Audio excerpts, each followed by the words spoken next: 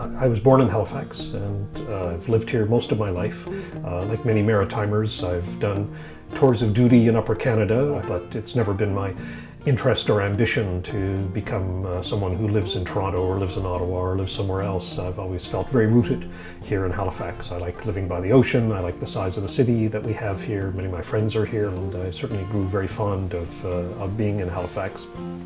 Politics was always a fact of life in my family household. I would say my mother particularly was a very liberal-minded person, and she got herself involved in community organizations and did volunteer work. So I was always exposed to that. I became much more interested in politics as I grew up.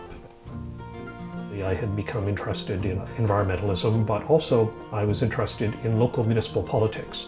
And I was at law school at this time, and people at the Ecology Action Centre had decided to take an appeal about a development proposal that City Council had approved.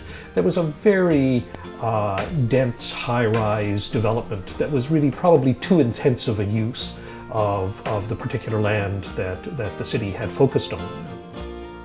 Some of us who were law students, or in a couple of cases very recent graduates, and one of our law professors donated our time in order to take the case, which lingered through the appeal process in the courts for about 3 years before we finally lost the case. But we kind of won in the court of public opinion.